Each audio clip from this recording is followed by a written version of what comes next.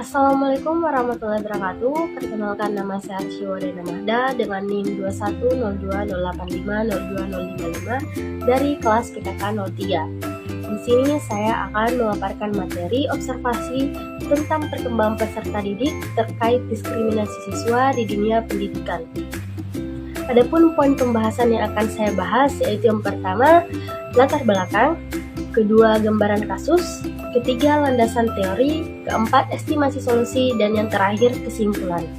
Baik, yang pertama yaitu latar belakang. Pendidikan merupakan hal yang kompleks bagi kehidupan manusia dan perkembangan peradabannya.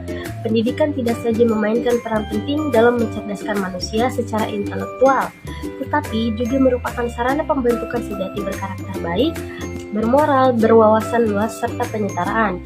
Hal yang terakhir ini sangat jarang dibahas. Penyetaraan yang saya maksudkan di sini adalah peran pendidikan dalam memberikan kesamaan dan kesetaraan manusia dalam hal kedudukan sosial di masyarakat. Namun, bagaimana jika pendidikan dianggap sebagai sarana meninggikan diri, bukan untuk tujuan mulia untuk memajukan bangsa? Inilah fenomena yang sering dihadapi dalam dunia pendidikan akhir-akhir ini. Pelaku pendidikan kadang saling tidak menghargai dan menganggap dirinya tinggi karena gelar akademiknya atau karena jurusan pilihannya merupakan jurusan favorit. Pendidikan tidak lagi difungsikan sesuai dengan tujuan utama pendidikan itu sendiri. Pendidikan yang seharusnya menjadi sarana penyetaraan bagi manusia malah menjadi sarana untuk menindas dan merendahkan sesama. Orang yang bergelar tinggi tidak menghargai orang lain yang mempunyai gelar di bawahnya atau mungkin tidak bergelar akademik. Tindakan-tindakan ini kita kenal dengan istilah yang disebut diskriminasi. Adapun gambaran kasus yang bisa saya ambil yaitu seorang siswa MTS Negeri Kota Ambagu, Sulawesi Utara, berinisial BT, umur 13 tahun, tewas sebagai korban perundungan kekerasan di sekolahnya. Pelaku kekerasan diduga adalah rekan sekolah korban. Kasus penganiayaan terjadi saat korban hendak ke musola sekolah untuk salat. Korban ketika masuk ditangkap dan dibanting ke lantai oleh teman-temannya.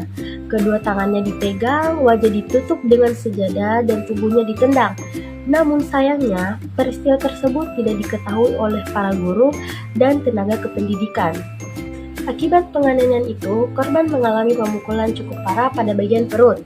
Saat pulang ke rumah, korban mengeluh sakit perut. Orang tua korban pun dengan sigap langsung membawa korban ke rumah sakit di Kota Mobagu.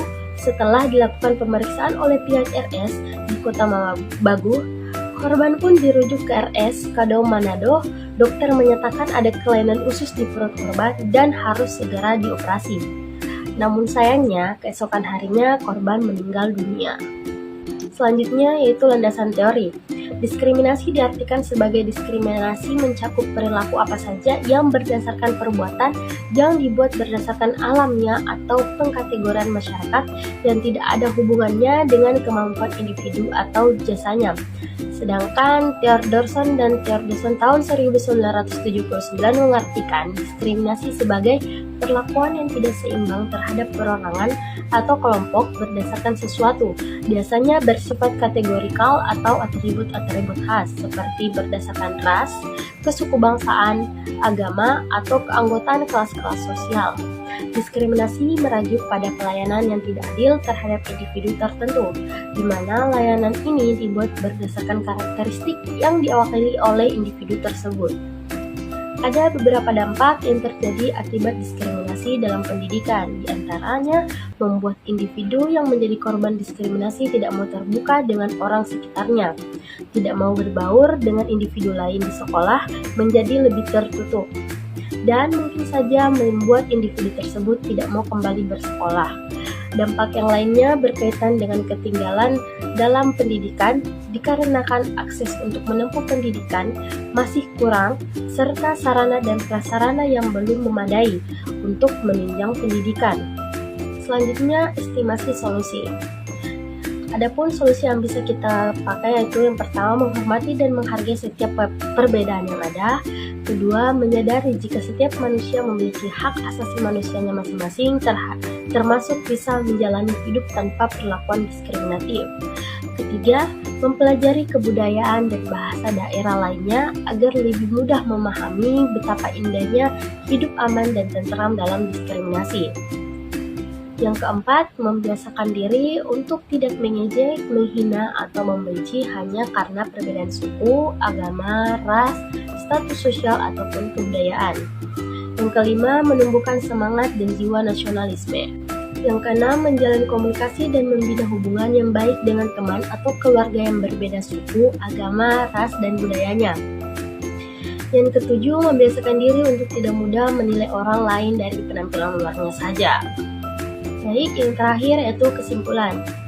Kejadian diskriminasi dalam pendidikan ini merupakan kasus yang sering terjadi, tidak hanya dalam individu biasa, tapi dalam ruang lingkup yang lebih besar. Diskriminasi tersebut menimbulkan dampak yang cukup serius seperti tidak mau berbaur dengan individu lain di sekolah, menjadi lebih tertutup, dan mungkin saja membuat individu tersebut tidak mau kembali bersekolah. Dampak yang lainnya berkaitan dengan ketinggalan dalam pendidikan, dikarenakan akses yang menempuh pendidikan masih sangat kurang, serta sarana dan prasarana yang belum memadai untuk menunjang pendidikan. Untuk itu, perlu adanya perhatian khusus bagi pihak-pihak terkait agar tidak lagi terjadi diskriminasi seperti contohnya pemerataan kepada semua sekolah agar masyarakat yang ingin mengakses pendidikan lebih mudah karena setiap masyarakat berhak untuk mendapatkan pendidikan selayak mungkin. Baik, mungkin hanya itu yang bisa saya paparkan materi terkait diskriminasi siswa di dunia pendidikan. Kurang lebihnya mohon dimaafkan. Wabillahi taufiq wal hidayah. Wassalamualaikum warahmatullahi wabarakatuh.